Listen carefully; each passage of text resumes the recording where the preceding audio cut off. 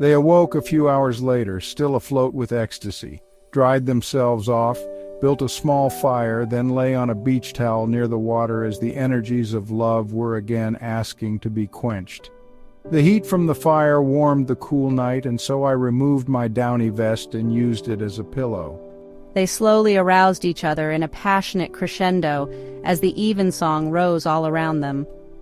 I was soon straddling Peter, hovering in the air above him, my knees and hands supporting me and settling into the hollows that I'd carved in the sand. Peter lay on his back, looking up at me and into the starry night where endless fires burned. I was now the huntress, reigning over my willing prey, and I lowered down on my elbows and brought my lips to within kissing distance, my ripeness brushing lightly against his chest. The kisses were full and moist, then playful and finally lingering. I harvested her bosoms as they hung in their fullness like fruit, and she directed the lovemaking as quickly or as slowly as her passion desired.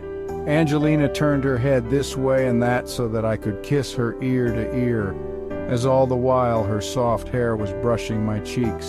I soon reached down and released his love arrow from its confines as he massaged my buttocks.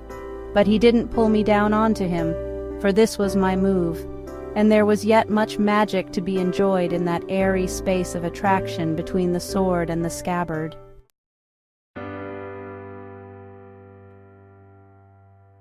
I reached under her to fan her quick sparks into flame, and after some minutes of this, her lips became engorged and dripped hot rain down upon my manhood. Several times my body's tensions were swept away in waves of well-being. Balancing on one hand, I reached for his stiff wick, to which I would pass my fire, and there I found the seepage of love's juices waiting to burst forth. I played it against my button of desire to set the final fuse aglow. Soon her pulsating well of flame devoured wick and wax, surrounding it with heat and comfort beyond belief. Finally, with a last surge of activity that we both knew would take us beyond the point of no return, we allowed the sword and scabbard to taste the powder in the explosions of passion's tremendous energies revealed.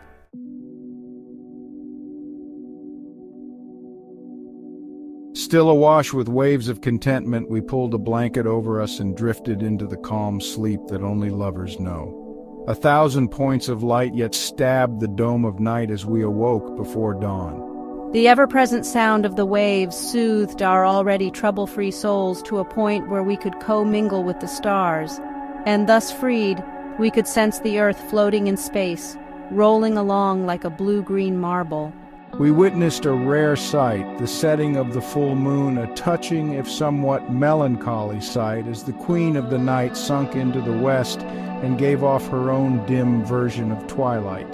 The zodiacal lights sprung into their western being, now that the sky was completely dark, and over in the east, false dawn came and went, as the birds slept soundly, except for our pet crow, which dropped out of the night as if conjured from black velvet.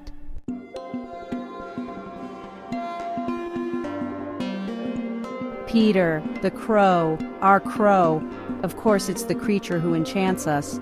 It's the nightingale transformed, and it is perhaps even reincarnated with us in each of our instantiations. Yes, it's somehow a magic bird. Maybe it belonged to Merlin a long time ago. Perhaps it really is Omar Khayyam's famous bird of time.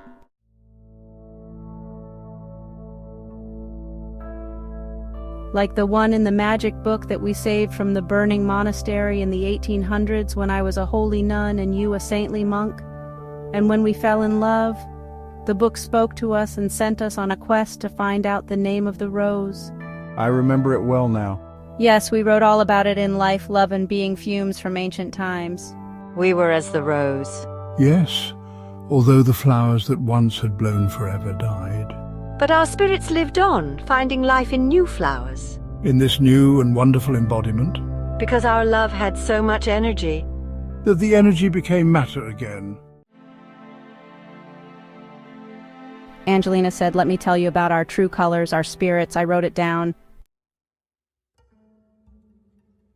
We are the eternal smile of being, the joy of the universe's creation. In us, the cosmos has come alive and has evolved into our consciousness from primordial matter and energy. We have arrived. We are the cosmos itself. We are the universe, life from stardust. We live but for one of eternity's heartbeats, borrowing life from death for just a while. All that we are, we owe to time, death, and stars. Truly from the stars cometh our help, and much more. The stars are the creators of matter and energy. Within a star's heart, matter transforms itself and gives energy. This is why the stars shine. Death is the ultimate evaluator and the director of all evolutionary progress. Over eons upon eons, death selects the wise from the silly. Death chooses the useful from the useless, but it takes time. It is this long yardstick that sticks in our throat when we try to contemplate it. For what seemed like forever, our sleepless spirits have waited to catch light, life, and delight from heaven's smile. Finally, we are so lucky, and we live. We stand atop the pinnacle of nature's tireless toil, which has at last brought forth our souls from that black and endless eternal deep. What a joy to be! Blake said, "In what far and fiery depths of space burnt the fire of your spirit? In what distant stars was born the gleam in your eye? Know it well, for one day death will ask you, what did you do all of your life?" Our mind and senses interpret and unweave the one reality into the colors and sensations of the phenomenal world.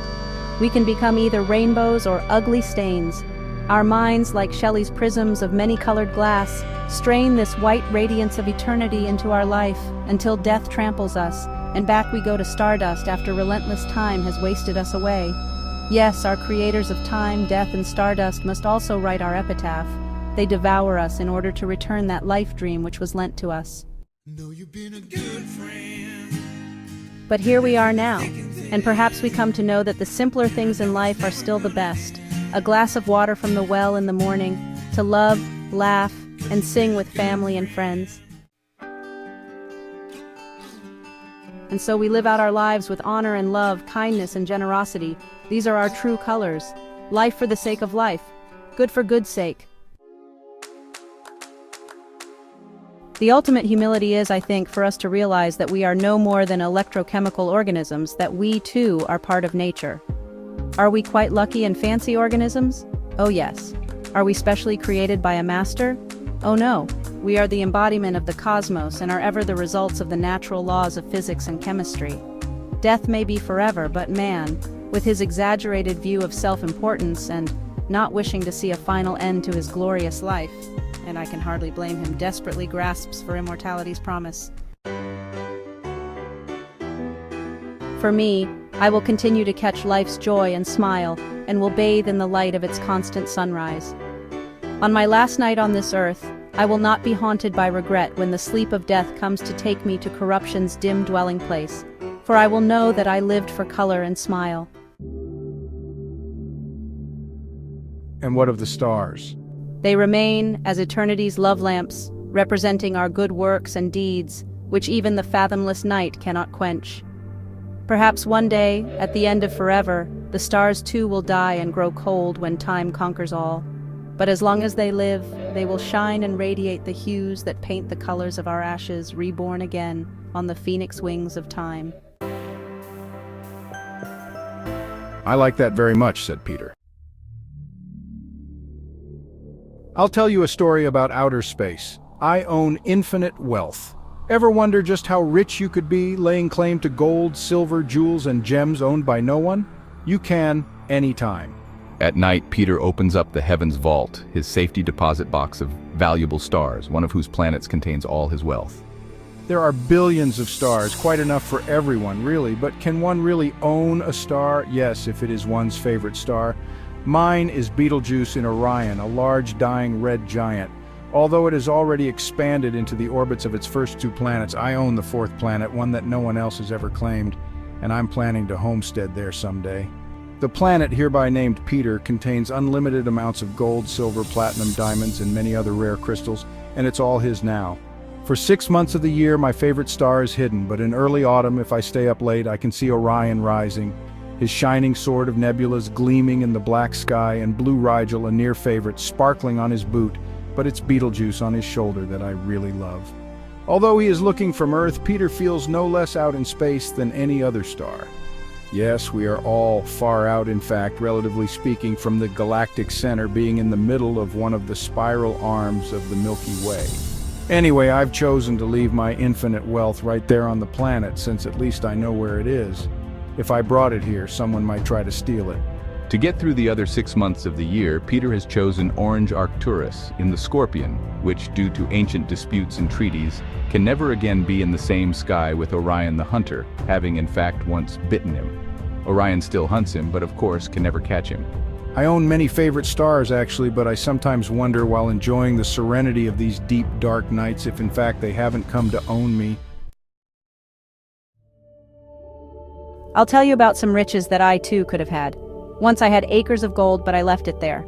Angelina found the forest of original growth. What would it be like to stumble across lands that no one else had ever been to, and how could one know that? After reading Sir Conan Doyle's Lost World, about dinosaurs on a sealed-off plateau of a volcano, I wondered if there were any more undiscovered places. So while at the Earth Summit in Rio last month, Angelina forayed into the uncharted regions of Brazil, having chosen from a map the most desolate and remotest area. After various vaccinations and preparations, I trucked my one-person helicopter to the last way station, loaded the extra gas tanks onto it, and flew into the heart of darkness, gliding down onto a field just as the gas ran out. From here she walked for tens of miles, always taking the most difficult path whenever there was a choice. This would ensure that she could end up in some unvisited, hard-to-get-at region. After several hundred or so of these improbable choices, I came across acres and acres of lady's slippers flowers, very rare flowers that usually only appeared in small bunches, growing only in conjunction with a rare fungus, and even then, usually get picked. She then, after taking one last really difficult turn, discovered entire fields of flowers long thought to be extinct.